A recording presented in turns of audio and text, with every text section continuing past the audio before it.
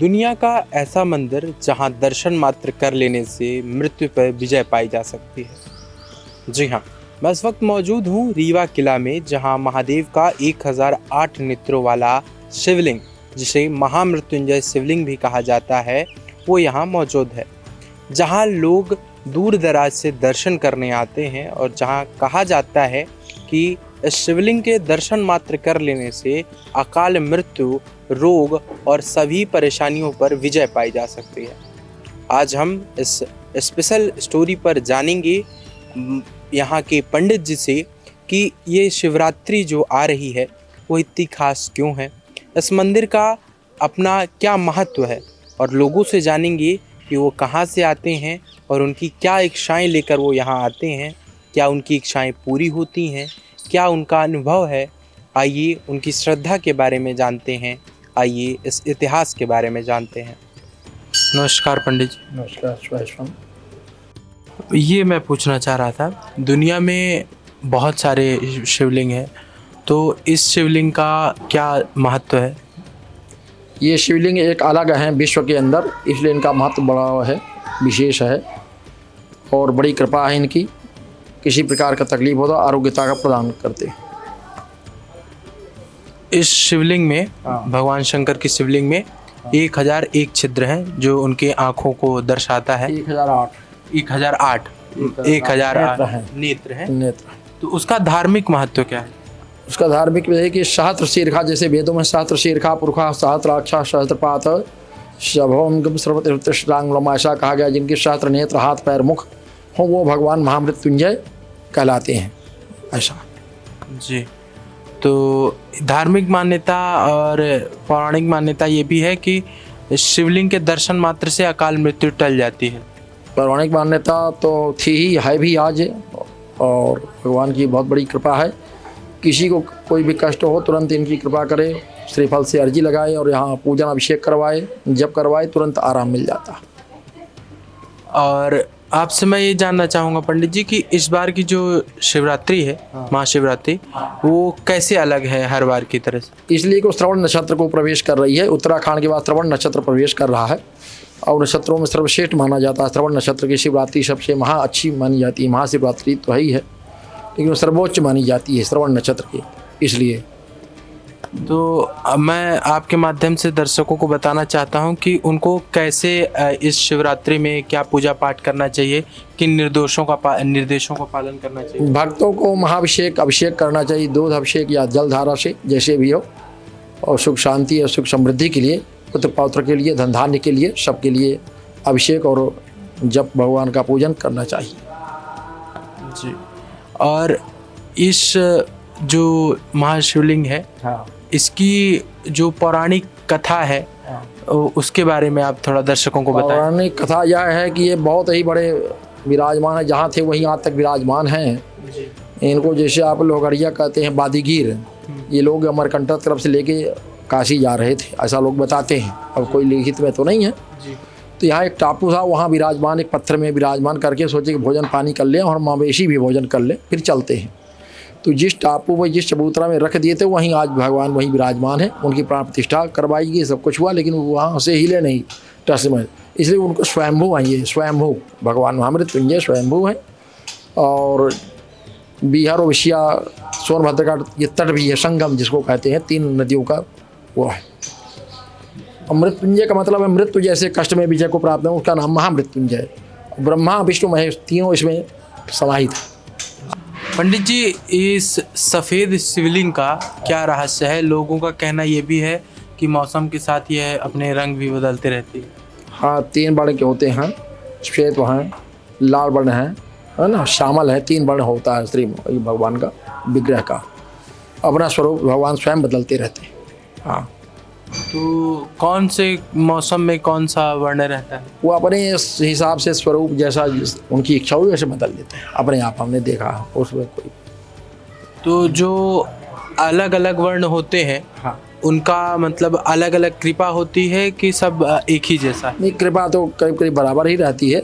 स्वरूप है, जैसे वस्त्र अपन लोग अलग धारण करते, तैसे भगवान स्वरूप है। उतने बड़े कृपालु हैं, उनमें क्षमता है ना, अधिष्ठाता हैं, ब्रह्मांड के नायक हैं, ऐसा कर लेते हैं ऐसा। तो इस शिवलिंग की सबसे पहली पूजा कौन करता है? पूजा तो हम ही लोग करते हैं, स्वामी जी करते हैं, हम करते हैं। हाँ, महाराज का इसमें क्या योगदान रहता है? सब कुछ जो योगदान श्रीमान का तो वही है। श्रीमान भी पधारते हैं, उसे सबसे पहली पूजा श्रीमान ही की होती है, उन्हीं का नाम गोत्र से उन्हीं की पूजा होती है हमेशा 12 महीने 30 दिन दोनों टाइम श्रीमान का नाम गोत्र लेकर के पूजा किया जाता है। नमस्कार, क्या नाम है आपका? मिथिलेश दुबे। मिथिलेश दुबे जी, कब से आ रही हैं आप यहाँ, और आप क्यों, ऐसी क्या चीज़ें हैं जो आपको यहाँ खींचती है? मैं तो यहाँ बचपन से आ रही थी, मेरी माँ भी आती है, मेरा यहाँ रीवा में ही घर है, सगरा से आती हूँ। और यहाँ मेरी माँ बोलती है कि ये भगवान अच्छे हैं, मतलब अटूट विश्वास भी रहता है, मनोकामना पूर्ण भी होती है।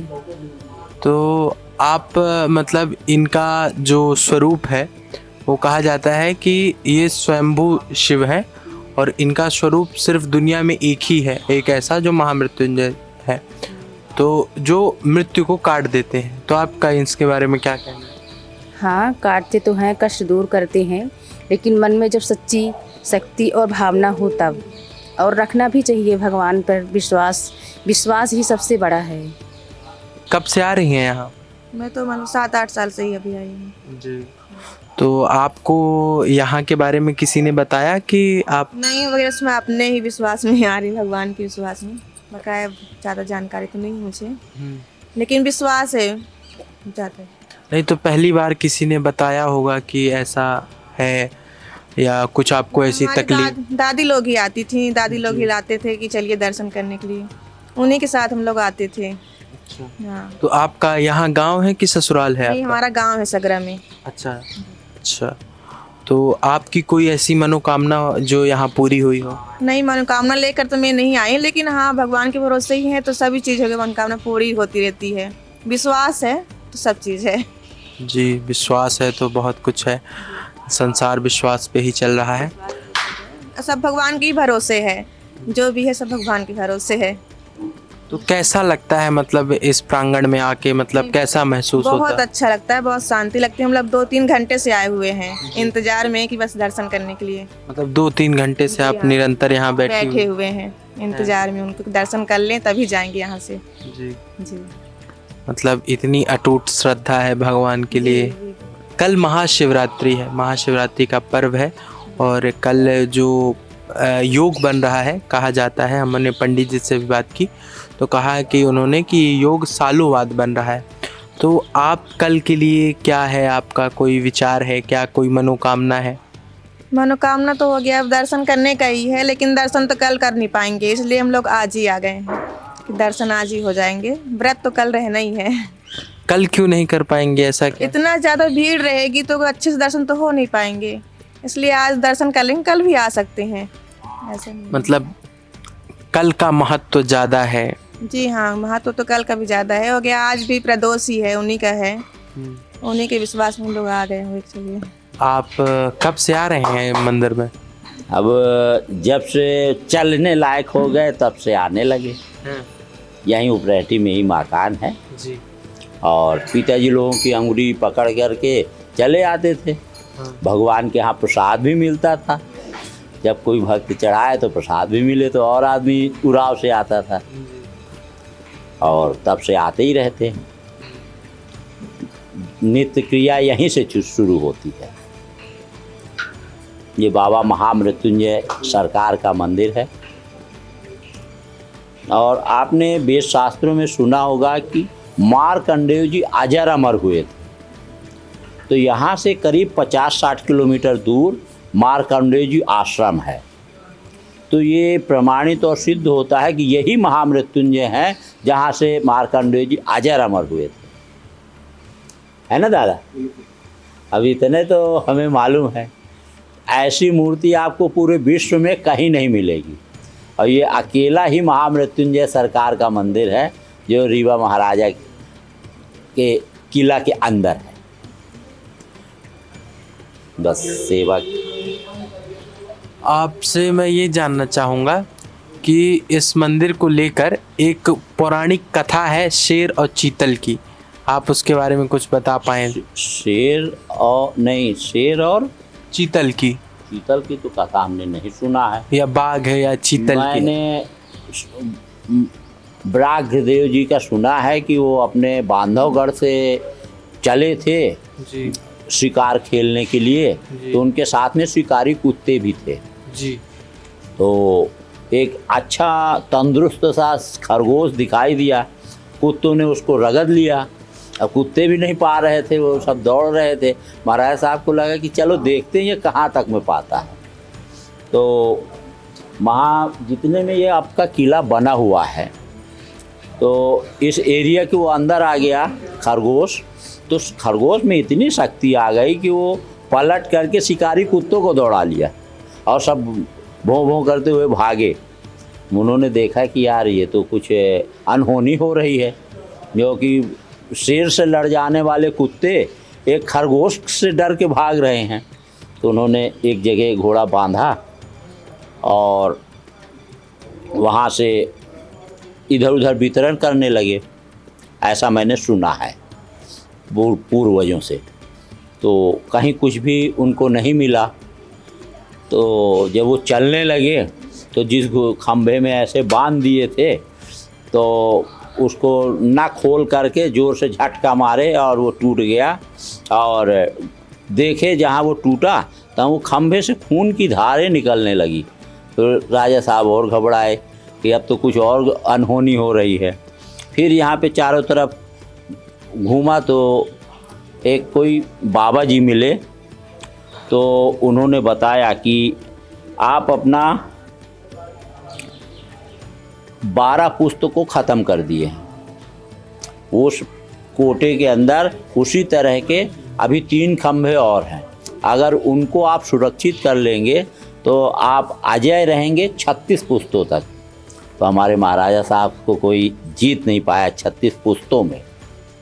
ये महामृत्युंजय सरकार की प्रताप है, ऐसा मैंने अपने गौ ब्राह्मणों से बुजुर्गों से सुना, क्योंकि छोटे से यहाँ बैठे रहते थे। तो शाम टाइम फिर यही सब चर्चाएं हुआ करती थी। तो हमने उसका तो नहीं सुना था, मगर ये खरगोश वाली मैंने सुना था। कब से आ रहे हैं यहाँ? हम यहाँ आज पहली बार आए हैं, चूँकि एक्चुअली मैं बिहार से हूँ और मेरी यहाँ इंडियन बैंक में मैनेजर के पद पर में हमारी पोस्टिंग है। अच्छा। रीवा महाराज के बारे में सुना था, काफ़ी पुराने हमारे महाराज हैं और आज इच्छा हुई थी दर्शन करने की, तो आज मैं यहाँ पे आया। जी, तो कैसा अनुभूति हो रही है अंदर से? अच्छा लग रहा है कि पहले ज़माने में इस ढंग के बड़े बड़े महाराज हुआ करता था, इस ढंग का किला हुआ करता था, इस ढंग की मकानें पुराने इस ढंग के आजकल देखने में बहुत कम मिलती है। देखकर अच्छा लग रहा है। और मंदिर आके कैसा लग रहा है? मंदिर में एक अद्भुत शक्ति है, ऐसा मैंने महसूस किया। और बहुत ही भव्य मंदिर है और जिसमें राजा महाराज खुद पूजा करते थे, उसमें मुझे आकर पूजा करने का मौका मिला, इसके लिए मैं आभारी हूँ ट्रस्ट का। आस्था और परंपरा का अद्भुत संगम आज भी लोगों की जिज्ञासा का केंद्र बना हुआ है। इस स्टोरी में हमने जाना इस मंदिर के इतिहास के बारे में, इस मंदिर की खासियत के बारे में और श्रद्धालुओं की अनुभव के बारे में, और उनके कब से यहाँ आ रहे हैं, उनका क्या अनुभव रहा और उनकी क्या इच्छाएं लेकर वो यहाँ आते हैं। मैं अनुभव, कैमरामैन मैंग के साथ विंध्य फर्स्ट।